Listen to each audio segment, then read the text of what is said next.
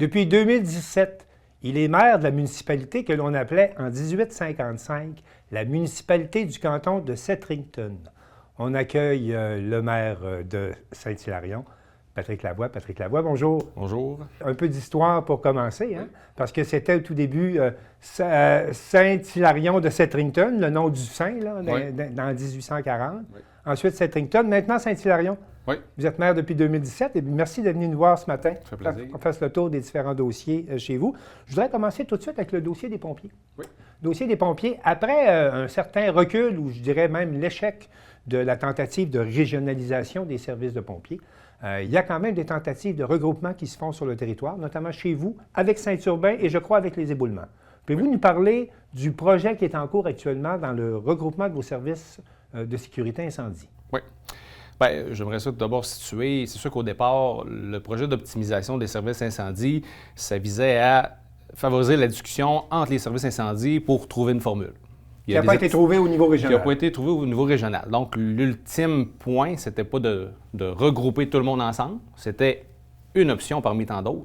Mais le parcours nous amène aujourd'hui à se dire, bien là, on doit envisager d'autres formules. Puis la formule qu'on envisage, bien nous, pour Saint-Hilarion, les éboulements et Saint-Urbain, c'est de regarder ensemble pour mettre nos forces ensemble et pouvoir optimiser nos services incendie à 3 municipalités. Monsieur le maire, qu'est-ce qui justifie cette volonté? On dirait qu'il y a comme une nécessité absolue de faire du regroupement de vos services incendie. C'est motivé par quoi?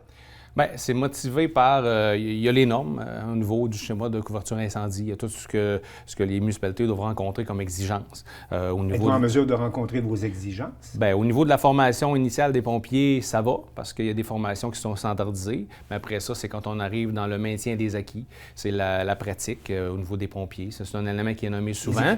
Les équipements, c'est la même chose. Les équipements, c'est pas qu'on en achète, mais il y a aussi le suivi des équipements, l'entretien des équipements. Donc, c'est tout ce suivi-là qu'au niveau, dépendamment des municipalités, moi, si je prends celle de Saint-Hilarion, au niveau de la structure administrative qu'on a, faire le suivi de tout ça, s'assurer que c'est fait, s'assurer qu'on rencontre les exigences, bien, on n'a pas toutes les ressources pour le faire. Donc, c'est là la nécessité de voir avec les autres municipalités comment on peut aller chercher les forces de chacun puis pouvoir aider les autres à optimiser. Vous étiez aux premières loges à l'époque.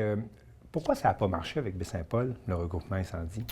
Bien, ça n'a pas marché juste parce que déjà en partant, tu sais, je veux dire, on est arrivé au constat qu'il y avait, je viens de le nommer tout à l'heure, on est à géométrie variable dans la façon de gérer nos services incendies. Baie-Saint-Paul, avec la structure qu'ils ont, c'est sûr, une longueur d'avance sur plusieurs municipalités. Fait que c'est sûr que au niveau de, quand on arrive pour parler de reprise ou d'aller faire des interventions dans les autres municipalités, il y avait des enjeux à ce niveau-là, au niveau de reprendre ça, de reprendre en main. C'est sûr que pour Baie-Saint-Paul, ça pouvait représenter un pas de recul, tu sais, à quelque part aussi, là, de dire, OK, là, il faut se reprendre, il faut être responsable de toute l'organisation des autres municipalités. Il y avait ça. Et nommons-là aussi, il y avait une résistance au niveau des services incendies à aller avec Baie-Saint-Paul et vice-versa de Baie-Saint-Paul à aller avec les services incendies des autres municipalités. Donc, pour l'instant, en tout cas, dans le communiqué qui a été émis là-dessus, c'est très... il n'y a rien de décidé, puis il n'y a rien encore de réglé. Là. Tout ça est au conditionnel, la démarche que vous menez actuellement. Tout ça est au conditionnel parce qu'on est en travail. Dans le fond, on a fait une première rencontre pour... Okay. Est-ce que ça a été positif? Oui, une rencontre très positive. On poursuit le travail qui était avec la firme Icarium, dans le fond. Okay, oui. Monsieur Lalonde, qui nous accompagnait dans la première phase, nous accompagne les 3 municipalités et accompagne aussi les autres municipalités parce que Petite-Rivière et les locaux ont quand même des enjeux aussi à rencontrer. Donc, il poursuit le travail avec eux de leur côté pour les accompagner. Alors, nous, la formule qu'on a choisie, c'est à 3 municipalités. Donc, c'est comme ça que M. Lalonde nous accompagne là, pour la suite des choses au niveau des services incendies. On va voir du nouveau au printemps ou peut-être avant l'été? L'échéancier, on ne l'a pas encore présentement, mais on travaille on vise peut-être le début 2027, là, mais est-ce que ça sera justement un peu comme dans la première phase, qu'est-ce qui arrivera en 2027? Ce ne sera pas une jonction complète, excusez-moi. Donc, une réunion complète des 3 services, mais ça sera par étapes, par certains secteurs. Donc, on verra là, comment ça va se dessiner. Ça va être avec les discussions entre les municipalités. Parlons un peu d'économie. Le principal employeur de la municipalité chez vous, c'est pas une cour à bois, c'est des structures en bois qui se font avec du bois d'œuvre. Ça fait en sorte que vous êtes préoccupé par la question du bois d'œuvre. Comment vous voyez la situation évoluer, puis par rapport aux interventions que vous avez faites là-dessus? Oui. Bien, c'est sûr que dernièrement, il y a l'enjeu socio-économique avec tous les États-Unis, ce qui se passe là. Les tarifs de douane c'est des facteurs qui sont inhérents à ça. Ça amène aussi au niveau de l'exportation, au niveau puis ça a des enjeux directement là, sur Groupe Lebel, qui a sa série à Saint-Hilarion. Combien de personnes travaillent chez Groupe Lebel à Saint-Hilarion? On est plus une trentaine présentement. Là, Okay. là avec dépendamment, là, dernièrement, il y a eu des petites, un petit modelage au niveau des heures de travail. Il y a de la formation. Avec le contexte, ils ont décidé de garder leurs employés. Donc, ils ont accentué la formation.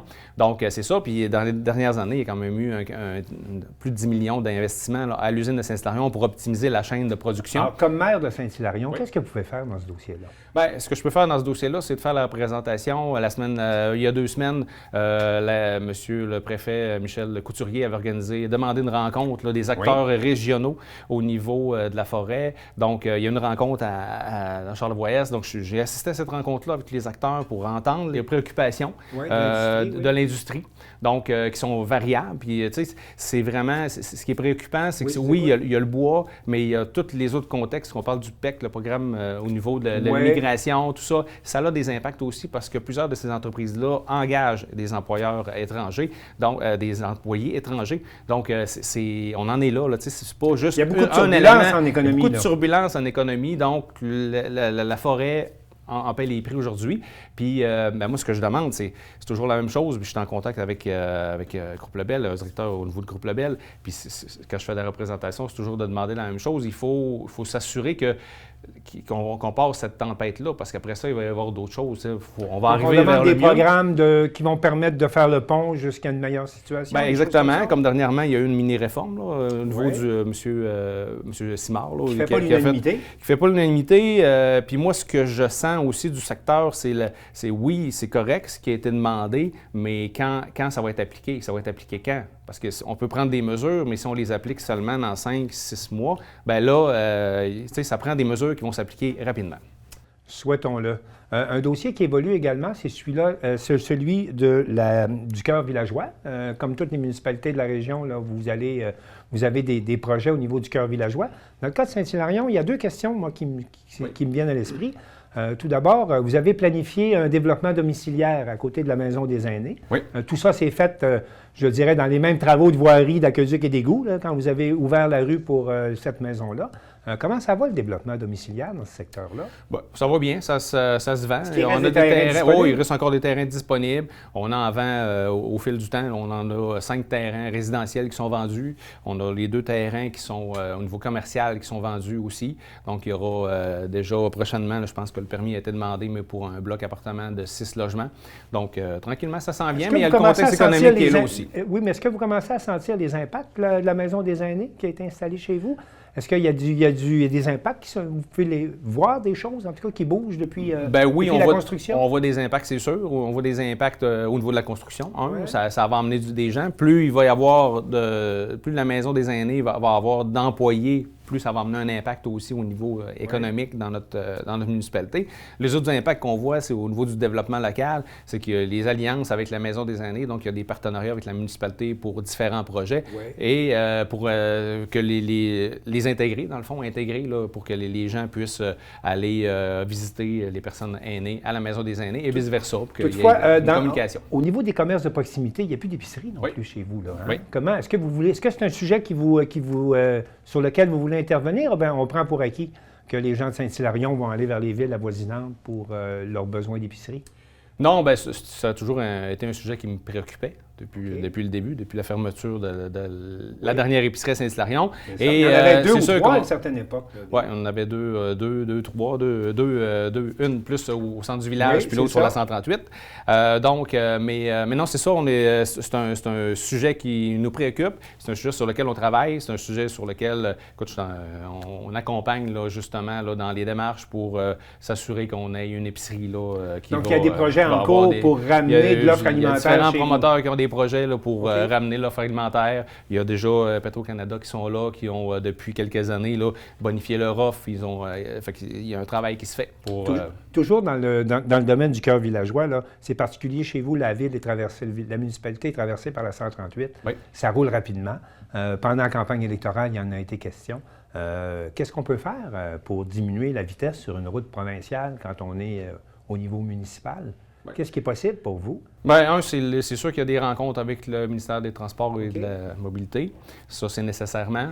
Ensuite de ça, bien, il y a tout, quand je parle c'est pour sensibiliser à la vitesse. Ça, c'est une première des choses. Ça se fait depuis plusieurs années. Il y a des résolutions qui ont été envoyées, il y a des choses qui ont été faites à ce niveau-là. Politiquement, il y a la représentation. Ensuite, bien, en parallèle, il y a un projet qu'on travaille à Saint-Hilarion qui se travaille déjà depuis plusieurs années aussi. Là, on est vraiment dans une phase de planification, de reconfiguration de la route 138 pour le secteur villageois. Donc, rétrécir les corridors, ça c'est la première des choses, avec de l'aménagement, des trottoirs qui vont border, qui vont donner accès au commerce de proximité également.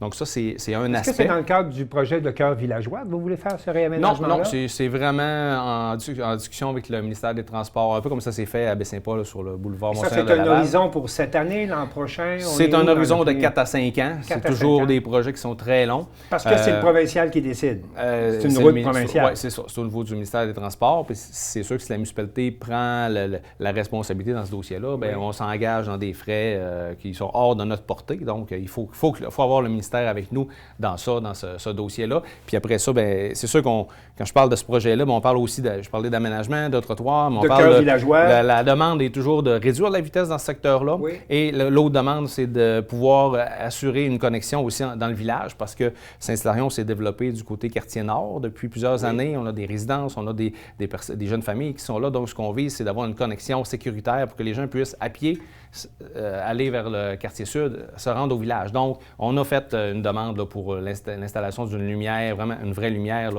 d'arrêt. Une lumière d'arrêt pour les piétons ou tout simplement un feu rouge là, à l'intersection? Pour les piétons. Une traverse piétonnière. OK, donc c'est à suivre de ce côté-là.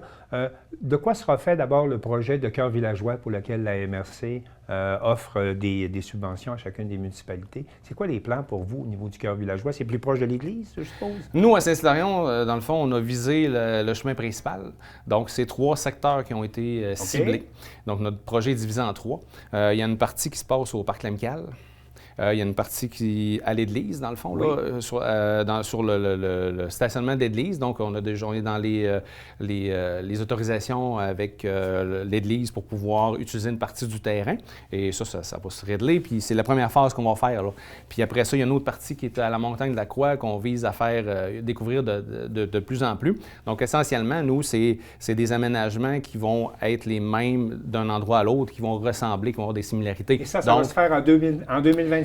On commence en 2026 avec la première phase. Il faut que ça soit réalisé pour 2027. Donc, la première phase va se réaliser à l'Église, donc l'aménagement de bancs, de parcs, tables à pique-nique. Donc, c'est ça qui va se reproduire un peu partout. Puis après ça, bien, au niveau de la montagne de la Croix, ce sera on vise aussi à faire une halte touristique officielle. Donc, en même temps, par le même du même coup, revitalisé. Donc, il y aura un bâtiment là, avec toilettes et toutes les facilités là, pour pouvoir rendre ça plus intéressant et accueillant. Monsieur le maire, merci beaucoup d'être venu nous rencontrer ce matin pour faire le tour des dossiers et au plaisir. Merci.